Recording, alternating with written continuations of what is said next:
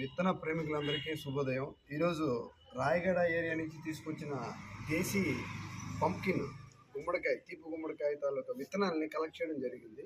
అయితే వీటిలో ఈ విధంగా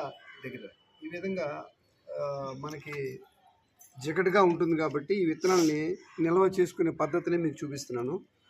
పిడకలు కాల్చగా వచ్చినటువంటి కొద్దిగా బూడిద మనం పక్కన పెట్టుకొని వాటిని వీటికి ఈ విధంగా అప్లై చేసేసి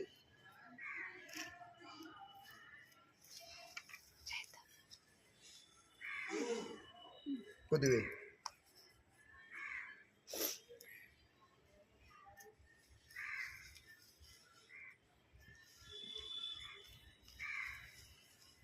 ఈ విధంగా అప్లై చేసిన ఈ విత్తనాలని ఒక 2-3 గంటల ఎండలో చక్కగా ఉంచి తర్వాత వీటిని ఒక మట్టి పాత్రలో కానీ లేదా ఏదైనా ఒక వెదురు బుట్టలో కానీ నీట్గా ప్యాక్ చేసి ఉంచుకుంటే కనీసం 3-4 సంవత్సరాలు వీటి జెర్మినేషన్ వాల్యూ పడిపోకుండా నిల్వ సామర్థ్యం ఉంటుంది.